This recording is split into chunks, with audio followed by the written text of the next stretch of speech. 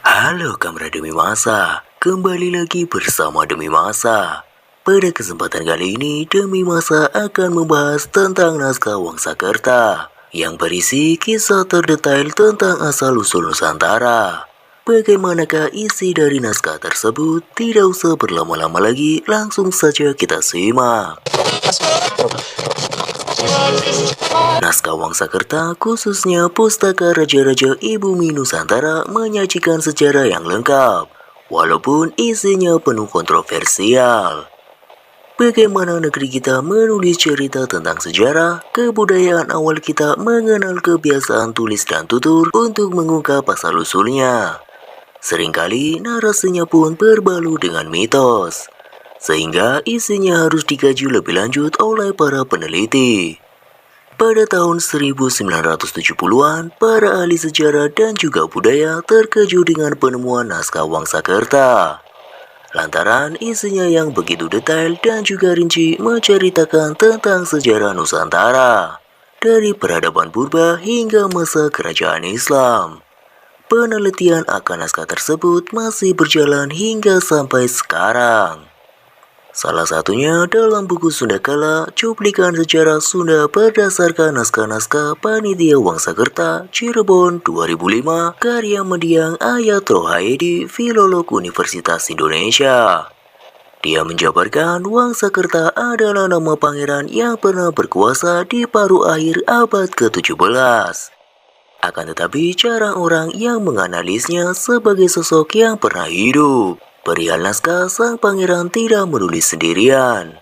Inisiasi penulisan itu muncul pada menjelang meninggalnya Panembahan Girilaya sebelum tahun 1677 untuk menyusun kisah kerajaan-kerajaan Nusantara. Hingga pada akhirnya penyusunannya dilakukan lewat panitia yang diketuai oleh Wangsakerta. Panitia ini terdiri dari 5 penasehat agama, Islam dari Arab, Siwa dari India, Wisnu dari Jawa Timur, Buddha dari Jawa Tengah, dan Konghucu dari Semarang. Ada pula para pelaksana di bawah mereka yang terdiri 7 orang jaksa pepitu Cirebon untuk mengadakan musyawarah rancangan. Rupanya, prakarsa untuk menyelenggarakan musyawarah itu memperoleh sambutan hangat dari berbagai daerah, tulis Ayat Rohaidi. Karena banyaknya, kemudian mereka dibagi-bagi ke dalam 5 sangga atau kelompok.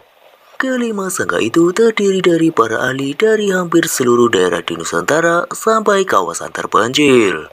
Saking banyaknya, jika ingin melihat rinciannya dapat dilihat dalam buku Ayat Rohaidi. Panitia juga bekerja atas tanggung jawab berdasarkan tugas yang diberikan oleh 3 Sultan Pulau Jawa, yakni Panembahan Girilaya Cirebon, Sultan Agung Tirtayasa Banten, dan Sultan Amangkurat Mataram. Dukungan dari kerajaan luar juga diberikan karena adanya kepentingan politik di dalamnya. Bahkan para peserta ada juga peninjau dari Mesir, Arab, India, Sri Lanka, Benggala, Kampa, Tiongkok, dan Hunjung Medeni atau Semenanjung Melayu. Kelompok ini tidak punya hak suara tetapi berperan untuk mengabarkan surat perjanjian antar kerajaan Nusantara ini kepada VOC Belanda. Para panitia ini berhasil memutuskan 1.700 naskah, lengkap dengan semua jilidnya, seperti Pustaka Raja-Raja Ibumi Nusantara dan salinan kitab-kitab hukum Majapahit. Yang paling banyak adalah rangkaian cerita, kata, dan itiasa dengan 286 jilid, dan Pustaka Agama Islam karya Pangeran Manis dengan 300 jilid. Menurut pengakuan Wangsakerta, tugas itu ternyata sangat berat dan banyak dukanya disebabkan oleh seringnya terjadi beda pendapat dan pertengkaran di antara para utusan itu jika membicarakan daerah masing-masing, ungkap Ayat Rohaidi. Karena pertengkaran itu, terpaksalah Wangsakerta dalam penulisan mengambil cara yang baik untuk mendamaikan segala pihak. Maka untuk penulisan Pustaka Raja-Raja Ibumi Nusantara sebagai hasil penelitian lintas kerajaan membutuhkan waktu pengumpulan bukti ke daerah-daerah. Naskah Pustaka Raja-Raja Ibumi Nusantara membutuhkan waktu penyusunan antara 1677 hingga tahun 1685. Namun hasil dari naskah itu justru mengejutkan peneliti masa kini. Papar Ayat Rohaidi. Kejutan itu adalah pembagian zaman yang dimulai dari pencatatan era purba sampai masa pencatatan mereka. Mereka menulis meliputi masa dari 1 juta tahun sebelum Saka, kemudian disambung dengan masa awal sejarah Nusantara lewat pembagian yuga atau babak. 5 yuga pertama meliputi masa purba dan yang keenam disebut masa kejayaan dan kekuasaan para raja hingga pemerintahan Sultan Agung di Mataram. Pada masa 1 juta hingga 600 sebelum Masehi, Nusantara berisi makhluk manusia yang menyerupai setengah hewan.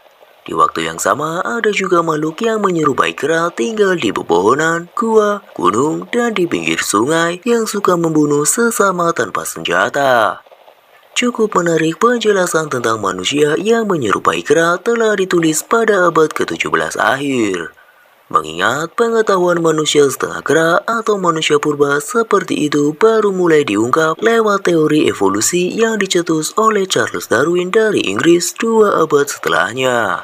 Selanjutnya, antara 750.000 hingga 300.000 tahun sebelum Saka, hidup satwa purusa yang berjalan seperti manusia berkulit merah kehitaman dan lebih terampil. Mereka sudah dapat membuat alat dari tulang dan batu tetapi masih kasar. Ada yang menyebut makhluk sudah berjalan seperti manusia itu dengan nama Buta Purusa, manusia setengah raksasa. Makhluk itu tinggal di dalam gua-gua di kaki gunung, tetapi kemudian punah karena dibunuh orang-orang yang datang dari Benya sebelah utara. Ayat Rohaidi mengutip dan menerjemahkan naskah itu. Sekitar 50.000 hingga 25.000 sebelum Saka, hiduplah para raksasa kecil yang memiliki senjata dari batu, tetapi tidak bagus kualitasnya dan turut punah. Mereka disebut Wana Purusa. Naskah itu menulis orang-orang dari utara itu kemudian menyebar ke seluruh Nusantara seperti Sumatera, Jawa, Bali, Sulawesi, dan pulau-pulau lain sekitar 20.000 sebelum Saka. Tubuhnya sama kecil dengan pribumi yang sudah ada. Tetapi pribumi tidak punah karena hidup berdampingan dengan pendatang dari utara. Pada yuga kelima terjadi perpindahan bangsa dari utara dalam beberapa gelombang. Panitia Wangsakerta menanggalinya dari 10.000 sebelum Saka hingga 200 sebelum Saka. Mereka datang dengan alasan yang bermacam-macam, mulai dari lari dari perang hingga mencari pekerjaan dan tanah subur untuk kehidupan.